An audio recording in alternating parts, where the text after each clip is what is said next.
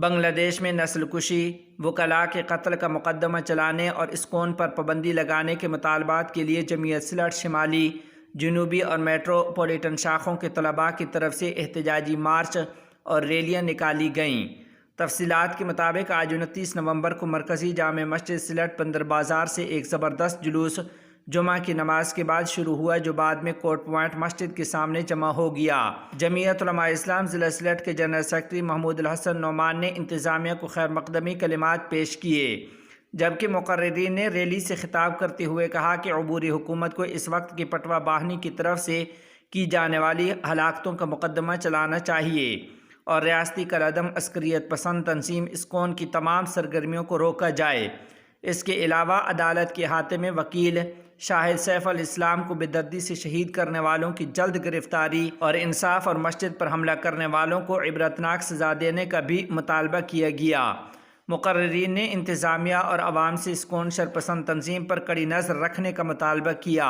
جمعیت علماء اسلام بنگلہ دیش سلٹ ضلع شمالی کے صدر مولانا عطاء الرحمان، جمعیت بنگلہ دیش کے سابق مرکزی جنرل سیکرٹری مولانا عبد المالک چودھری، جمعیت ضلع شمالی کے جنرل سیکرٹری مفتی عباد الرحمان، جمعیت کے رہنما سید سلیم قاسمی سمیت دیگر بھی موجود تھے، جبکہ مولانا رضا الکریم رضا، جمعیت سلٹ شمالی کے پبلسٹی سیکرٹری قمر الاسلام، سلٹ ساؤتھ کے اسٹوڈنٹ افیئر سیکرٹری حسن بن فہیم نے بھی اس ریلی میں شرکت کی ہے۔ پشاور میں افغان کونسل جنرل حافظ محب اللہ شاکر کی مشیر خزانہ سے ملاقات۔ تفصیلات کے مطابق پشاور میں افغان کونسل جنرل حافظ محب اللہ شاکر نے مشیر خزانہ اور بین الصوبائی رابطہ وزیر اعلیٰ خیبر پختونخوا مزمل اسلم سے ملاقات کی ہے۔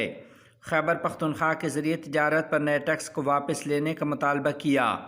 یاد رہے کہ خیبر پختونخوا حکومت نے افغان ٹرانزٹ ٹریڈ اور افغانستان کو برآمدات پر 2% انفراسٹرکچر ڈیولپمنٹ سیس لگا دیا ہے۔ پشاور میں افغان کونسل خانے نے کہا کہ دونوں فریق نے خیبر پختونخوا اور افغانستان کے درمیان اقتصادی تعاون کو مضبوط بنانے کے طریقوں پر بھی تبادلہ خیال کیا ہے۔ افغان سفارتکار نے افغانستان اور صوبے کے درمیان اقتصادی اور تجارتی تعاون کے لیے مشترکہ فورمز اور میکانزم کی تشکیل کی تجویز پیش کی۔ قونصلیٹ نے کہا کہ یہ ملاقات تعلقات اور اقتصادی تعاون کو مضبوط بنانے اور مواقع تلاش کرنے میں ایک بڑی کامیابی تھی۔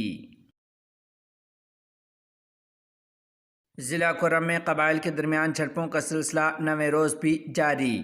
تفصیلات کے مطابق کرم کے مختلف علاقوں میں فائرنگ کے واقعات میں مزید 12 افراد جاں بحق اور 17 زخمی ہو گئے ہیں۔ پولیس کے مطابق اب تک جھڑپوں کے نتیجے میں مجموعی طور پر 122 افراد جاں بحق اور 168 زخمی ہو چکے ہیں۔ ضلع بھر میں موبائل اور انٹرنیٹ سروس معطل ہے، جبکہ تعلیمی ادارے بھی بند ہیں۔ علاقے میں مرکزی شاہراہ اور پاک افغان خلاچی بارڈر پر آمد و رفت تاحال معطل ہے، جس کی وجہ سے لوگوں کو شدید مشکلات کا سامنا ہے۔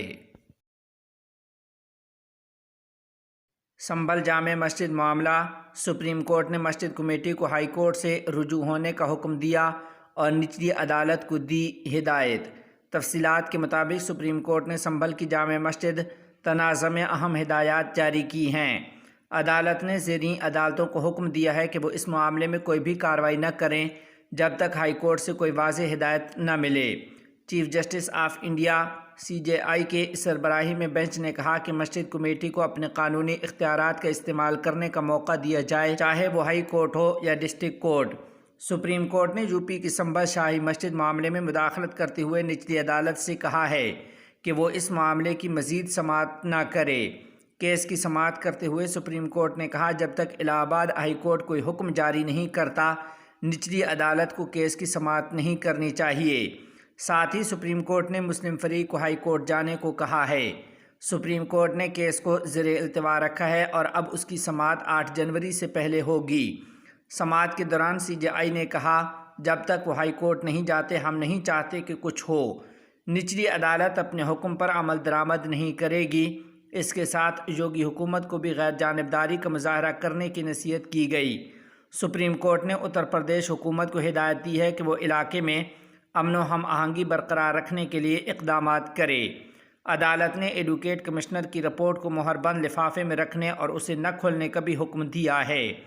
19 نومبر کو سنبھل کی سول عدالت کی جونیئر جج نے جامع مسجد کے سروے کا حکم جاری کیا تھا۔ 24 نومبر کو جب سروے ٹیم جامع مسجد پہنچی تو علاقے کے افراد اور پولیس کے درمیان تصادم ہو گیا، جس کے نتیجے میں تشدد بھڑک اٹھا اور 6 افراد موقع پر شہید ہو گئے تھے۔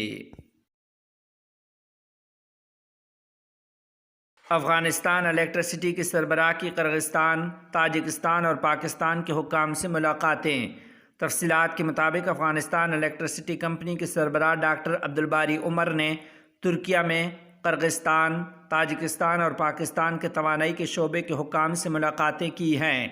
انہوں نے اس ملاقات میں بجلی سے متعلق تمام پہلوؤں پر تبادلہ خیال کیا اور مذکورہ ممالک کے درمیان بجلی کی ترسیل اور تعاون پر بھی تبادلہ خیال کیا ہے۔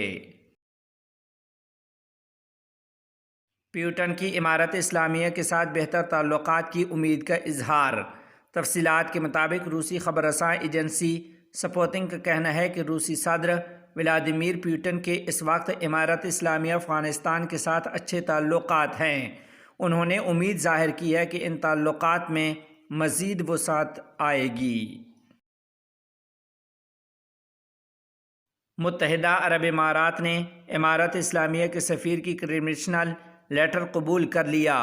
تفصیلات کے مطابق متحدہ عرب امارات کے صدر محمد بن زید ال نہیان نے امارت اسلامیہ افغانستان کے سفیر بدر الدین حقانی کا کریڈینشل لیٹر قبول کر لیا ہے۔